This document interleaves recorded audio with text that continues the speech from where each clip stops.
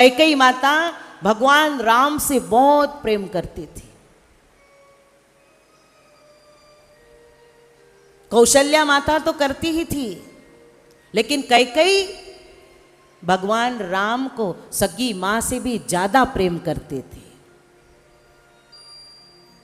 पूरी दुनिया में कैकेयी ही एक ऐसी पर्दे के पीछे की खिलाड़ी है जिसने अपने आप को संसार में सबसे बुरा साबित किया।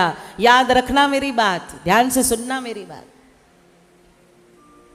आप अच्छे हो और संसार आपको बुरा कह रहा है, ये बहुत अच्छी बात है।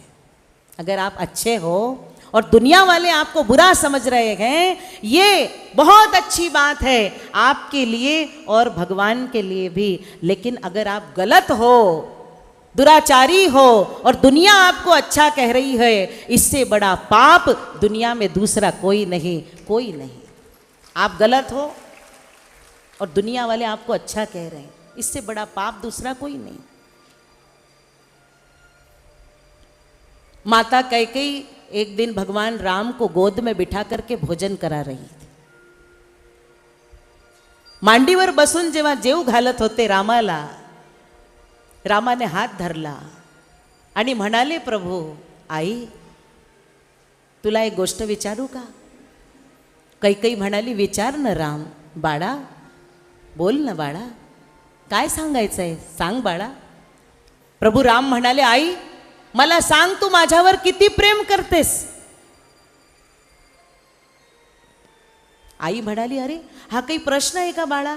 माझ्या प्रेमाची काही गिनती नाहीये, गणना नाहीये। मी तुझ्यावर अथाह प्रेम करते आणि तुझ्यासाठी मी सर्व काही करू शकते। तुझ्यासाठी मी जगाला सोडू शकते। तुझ्यासाठी तू जे म्हणणार ते करू शकते आणि तू जे म्हणणार ते तुला देऊ शकते। ही कैकेयी तुझ्यावर खूप प्रेम करते। बोल बाळा तुला काय हवं आहे? राम बोल, राम तुला काय हवं आहे?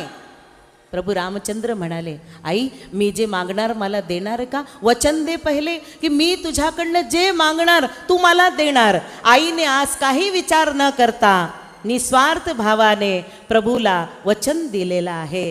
हा बाळा मी वचन देते, तू जे मागणार ते देणार। माग ना बाळा। राम बोल बाळा तुला काय हवं आहे? प्रभू रामचंद्र म्हणाले, आई मी जे मागणार आहे ना, ही याच्याने तुला हा संसार वाईट वृत्तीने बघणार, तुला वाईट म्हणणार, तुझा अपमान करणार, तुला चालेल का आई? कैकेयी म्हणाली, का चालणार नाही? माझ्या रामासाठी, माझ्या रामाची इच्छा पूर्ण करण्यासाठी जर ह्या जगाने माझा तिरस्कार केला तर मला चालेल राम, पण तू बोल तुला काय हवं आहे? ही आई तुला देणार। बोल राम तुला काय पाहिजे?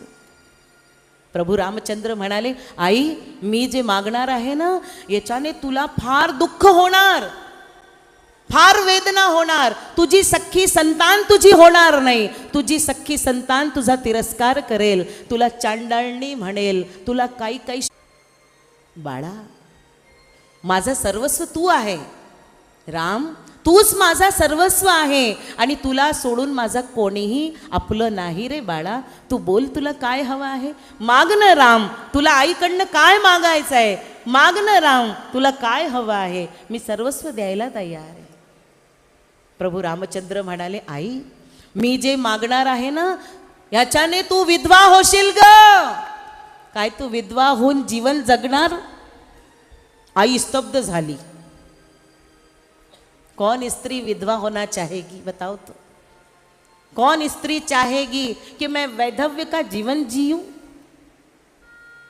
कैकेयी माता म्हणाली, राम तुझ्यासाठी मी विधवा व्हायलाही तयार आहे।